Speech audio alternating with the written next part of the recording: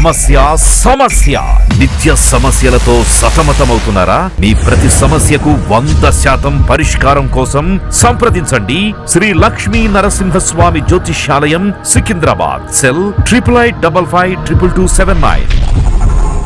నమస్తే. ప్రస్తుతం మనతో పాటు ఉన్నారు ప్రముఖ ఫిల్మ్ జర్నలిస్ట్ అప్పాజీ గారు. నమస్తే అండి. నమస్తే స్వర్ణ. అప్పాజీ గారు, ఈ మధ్య కాలంలో మీరు అబ్జర్వ్ చేసినట్లయితే 100 కోట్లు పెట్టి సినిమాలు తీసే పెద్ద సినిమాలు అన్నీ కూడా అనుకున్న టైంకి అయితే రిలీజ్ అవ్వట్లేదు. అవును, కొన్ని రోజులు కూడా కాదు, నెలలే గ్యాప్ తీసుకుంటున్నాయి. పెద్ద మనం చూసాం ఎన్నిసార్లు వాయిదా పడింది. ఈ సంవత్సరం అయితే ఖచ్చితం అంటున్నారు కానీ డేట్ ఇంకా అనౌన్స్ చేయకపోయేసరికి చూడాలి. అది కూడా లేదు మేబీ అవుతుంది, జూన్ లో వచ్చేస్తుంది. ఇంకా చూడాలి. అదే చెప్తున్నాయి ఏం జరుగుతుందని. ఇప్పుడు ఎన్టీఆర్ గారు, ప్రశాంత్ నీల్ గారి సినిమా కూడా ఈ ఇయరే అనుకున్నారు, అది నెక్స్ట్ ఇయర్ కి పోస్ట్ పోన్ అయింది. అంటే ఒక 1 year గ్యాప్ తీసుకుంటున్నారు వాళ్ళు. ఇంత గ్యాప్ ఎందుకు? అంటే ఇది NTR Prashanth Neel cinema postpone కాదు. అంటే మామూలుగానే వాళ్ళు ఈ సమ్మర్ అని అనుకున్నారు, ఈ సమ్మర్కి రావడం లేదు, నెక్స్ట్ సమ్మర్కి వస్తున్నాం అని చెప్పి అన్నారు తప్ప పర్టికులర్ డేట్ అనౌన్స్ చేయలేదు వాళ్ళు. అంటే ఇప్పుడు ఏమవుతుందంటే, ఇప్పుడు ఇందా నువ్వు చెప్పే పెద్ద సినిమా పోస్ట్ పోన్మెంట్ గురించి, అలాగే విశ్వంబర సినిమా కూడా లాస్ట్ ఇయర్ సంక్రాంతికి రావాల్సిన సినిమా ఇప్పుడు ఈ సమ్మర్కి వస్తుందా లేదనే దాని మీద కూడా ఇంకా క్లారిటీ లేదు. దీనికి కారణం ఏంటంటే స్వర్ణ, ఈ గ్రాఫిక్స్ ఒకటి, తర్వాత ఈ పాన్ ఇండియా సినిమాలకి వేరే వేరే లాంగ్వేజెస్ నుంచి ఆర్టిస్టులను తీసుకోవడం. ఇది ఒక ఉదాహరణకి ఒక షెడ్యూలు వేరే ఎనీ రీజన్ పోస్ట్ పోన్ అయితే దాన్ని మళ్ళీ ఆ కాంబినేషన్ సెట్ చేయడం అనేది అసలు తలకు మించిన భారంలాగా అయిపోద్ది. ఇప్పుడు హిందీ నుంచి కొంతమంది తీసుకుంటున్నారు, తమిళ నుంచి కొంతమంది తీసుకుంటున్నారు, మలయాళం నుంచి కొంతమంది తీసుకుంటున్నారు, అది కూడా పాపులర్ ఆర్టిస్టులు. దాంతో ఒక్క షెడ్యూల్ డిస్టర్బ్ అయిందంటే ఆ డిస్టర్బెన్స్ అనేది చాలా ఇది అవుతుంది. దానికి తోడు ఇప్పుడు నువ్వు చెప్పినట్టు 100 కోట్ల వ్యవహారం ఇది. ఏదో అలా చుట్టేసి మనం లేదు మనం ఈ సమ్మర్కి రిలీజ్ చేద్దామన్నాం కదా, చేస్తామన్నాం కదా, చేసేద్దాం అని చెప్పి ఆదరాబాదరా రిలీజ్ చేయడానికి కూడా లేని పరిస్థితి. ఎందుకంటే దాని వెనకాల 100 కోట్ల ఇది ఉంది. అందువల్ల ఆచితూచి ముందుకు వెళ్ళాల్సినటువంటి అవసరం ఉంది. ప్లస్ ఇప్పుడు అందరూ కూడా మన పెద్ద హీరోలు అందరూ కూడా ఒక సినిమా తర్వాత ఇంకో సినిమా చేస్తున్నారు కదా. ఇప్పుడు అల్లు అర్జున్ పుష్ప 2 వచ్చి ఆల్రెడీ 1.5 year 2 years అయిపోతుంది. నెక్స్ట్ 27లో కానీ సినిమా రాదు. ఇప్పుడు మహేష్ బాబు సినిమా గుంటూరు కారం నాకు 27లో ఆశ్చర్యం అదే అనిపిస్తుందండి. మనం పెద్ద ఆర్టిస్టుల గురించి మాట్లాడేటప్పుడు రోజుకి 3 కదా 4 షిఫ్ట్లు చేసేవారట. ఒక్కో సినిమాలోనూ ఒక్కొక్క క్యారెక్టర్, ఒక్కొక్క సినిమాలోనూ ఒక్కొక్క లుక్. ఎట్లా మేనేజ్ చేయగలిగారు? ఇప్పుడు మన హీరోలు చూస్తే అప్పట్లో ఏ సదుపాయాలు లేకపోయినా, ఎలాంటి ఫెసిలిటీస్ లేకపోయినా, ఏం లేవు, అంటే చాలా తక్కువ టైంలో తీసేవారు. బట్ ఇప్పుడు అలా కాదు. ఒక సినిమా అయిన తర్వాత కంప్లీట్ గా రిలీజ్ అయిన తర్వాత కొంచెం గ్యాప్ తీసుకుని అప్పుడు ఇంకొక సినిమా చేస్తున్నారు. అవును, అంటే ఇప్పుడు ఈ మీడియా ఎక్స్పోజర్ కూడా చాలా ఉంది కదా. దానివల్ల సమాంతరంగా అంటే సైమల్టేనియస్గా ఒక 3-4 కాదు 2 సినిమాలు చేసినా కూడా దాని ప్రభావం ఎంతో కొంత ఉంటుంది. దానివల్ల ఏంటంటే ఒక సినిమా చేసిన తర్వాత ఇంకో సినిమా చేయాలని ఒక నియమంలాగా, దానివల్ల సంవత్సరానికి ఒక సినిమా కూడా మన పెద్ద హీరోల దగ్గర నుంచి మనం చూడలేకపోతున్నాం. అవునవునవును. అంటే ఇప్పుడు ఉదాహరణకి ఇప్పుడు ప్రభాస్ ఒకేసారి 2-3 సినిమాలు చేయడం వల్ల, అంటే 2 సినిమాలు, ఒక పక్క మొన్న వచ్చినటువంటి రాజాసాబు, తర్వాత ఫౌజీ, దానికి సపరేట్ గెటప్ ఉంటుంది, దీనికి సపరేట్ ఉంటుంది. ఇప్పుడు అలాగే ఫౌజీ ఉండగా ఒక పక్క స్పిరిట్ జరుగుతుంది. చాలా ఇబ్బందులు ఆయన ఫేస్ చేస్తున్నారు. అంటే గెటప్ పరంగా ఆ లుక్ ఎక్కడ రివీల్ అవ్వకూడదు. ఇప్పుడు ఈ సినిమా ప్రమోషన్స్కి కూడా పార్టిసిపేట్ చేయలేనటువంటి పరిస్థితి అలాగా ఉంటుంది. ఒక పక్క షూటింగ్ జరుగుతుంటుంది, గెటప్ రివీల్ అవ్వకూడదు. ఇలాగా దానివల్ల ఇన్ని జాగ్రత్తలు అవి తీసుకుంటున్నారు. అందువల్ల ఏమవుతుందంటే ఇది డిలే అన్నది అనివార్యం అయిపోతుంది అన్నమాట. అంటే ఇప్పుడు సినిమా మొదలు పెట్టేటప్పుడే ఇప్పుడు చాలా మంది ప్రొడ్యూసర్స్, డైరెక్టర్లు చాలా లెక్క మీద ఉంటారు. ఒక రకంగా చెప్పంటే రాజమౌళి గారు ఈ విషయంలో గ్రేటే. ఆయన సినిమా స్టార్ట్ చేసేటప్పుడే ఎప్పుడు రిలీజ్ చేస్తాం అనేది కూడా ఆయనకు ఒక క్లారిటీ ఉంటుంది. లేదు అంటే కాదు ఇప్పుడు ఈ సినిమా వరకు ఆయన క్లారిటీ ఇచ్చాడు, కానీ బాహుబలి ఆ టైంలో క్లారిటీ లేదు. ఆయన పేరే జక్కన్న కదా, చెక్కుతూనే ఉంటాడు. అంటే సినిమా చాలా బాగా వచ్చింది, డెఫినెట్గా ఇది బ్లాక్ బస్టర్ అవుద్ది అనేంత వరకు చెక్కుతూనే ఉంటాడు ఆయన. అందువల్ల ఆయనకి జక్కన్న అనే పేరు. కాకపోతే ఈ సినిమా విషయంలో ఏంటంటే ఒక డేట్ ముందే ఆయన లాక్ చేసుకొని, అంటే ఎప్పటి నుంచి ఇప్పుడు RRR ఎప్పుడు వచ్చింది 22లోనో ఎప్పుడో చాలా సంవత్సరాలు 23 లేదు సంథింగ్ ఏదైనా 3-4 ఇయర్స్ అయిపోతుంది. అప్పటి నుంచి దానికి వర్క్ చేస్తూనే ఉన్నాడు ఆయన. దానివల్ల ఇప్పుడు 27లో వచ్చేస్తుంది. ఇక 27 ప్రత్యేకతల గురించి మనం తప్పకుండా మాట్లాడుకోవాలి. ఏంటంటే ఒక పక్క మహేష్ బాబు సినిమా, ప్రభాస్ సినిమా, పెద్ద హీరోలు అందరూ అల్లు అర్జున్ లైన్ సినిమా, పెట్టారు. ఇలాగ పెద్ద హీరోల సినిమాలన్నీ ఇప్పుడు NTR సినిమా కూడా 27 అని ఇప్పుడే మనం చెప్పుకున్నాం. ఇలాగా పెద్ద హీరోల సినిమాలు అది కూడా 2-3 నెలల వ్యవధిలో వస్తుండడం అనేది అసలు 27కి అసలు ఒక రకమైనటువంటి క్రేజ్ తీసుకొచ్చే అంశంగా మనం చెప్పొచ్చు. ఇప్పుడు ఇంత పెద్ద పెద్ద భారీ బడ్జెట్ సినిమాలు మనకు తెలిసి ఎన్ని కోట్లు అవుతాయో, అన్ని జోబులోంచి పెట్టుకున్నాయి కాదు, బయట నుంచి తెస్తారు.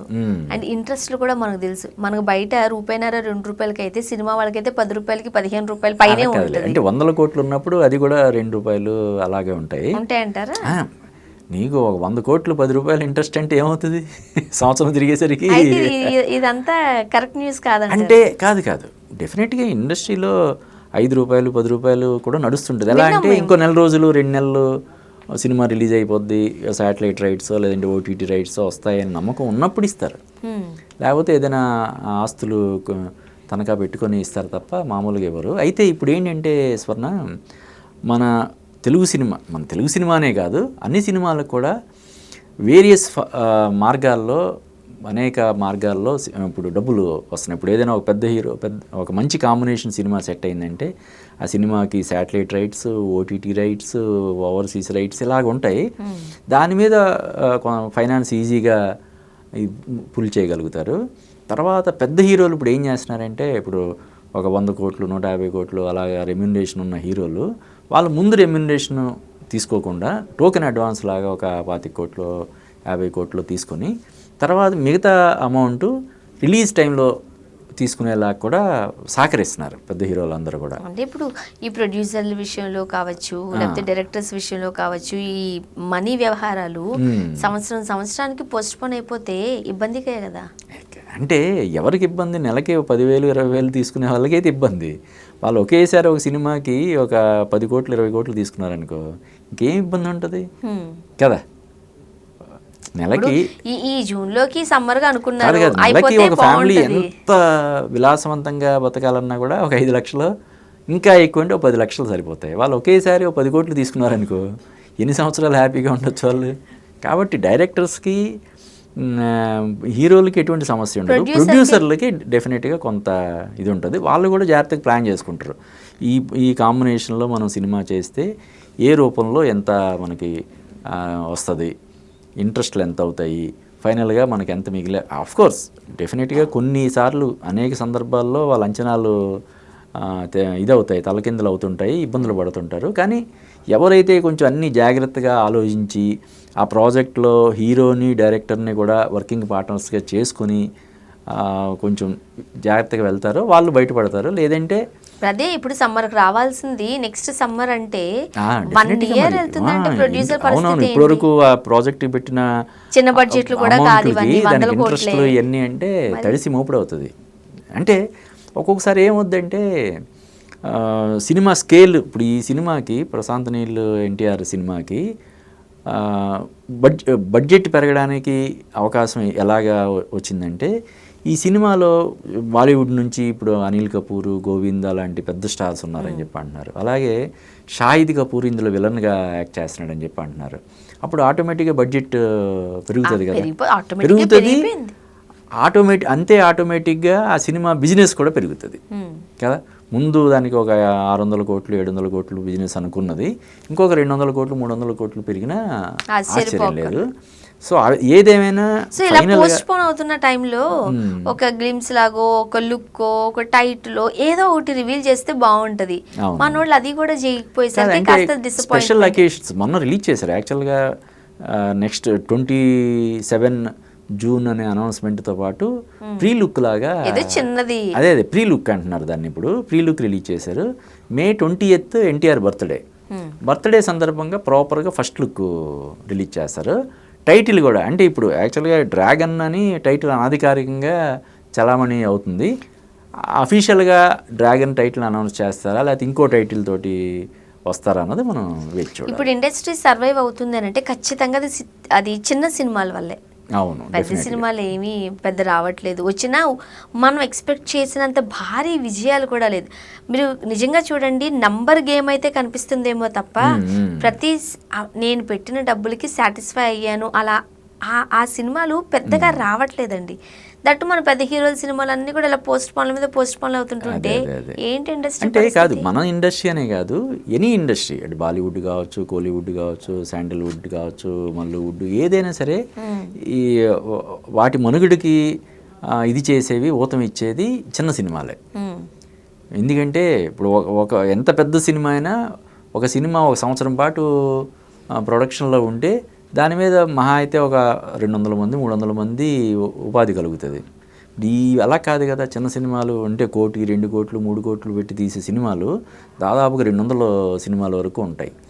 వీటి వల్లే కదండి పెద్ద సినిమాలు మహా అయితే ఒక 20-30 సినిమాలు సంవత్సరానికి ఉంటే మిగతా సినిమాలు అది 200 కావచ్చు, 250 కావచ్చు, 2024 అయితే 311 సినిమాలు లెక్క. అలాగే 2025లో 280 ఎంతో లెక్క వచ్చింది. అంటే వాటిలో డబ్బింగ్ సినిమాలు అవి కూడా ఉంటాయి డెఫినెట్గా.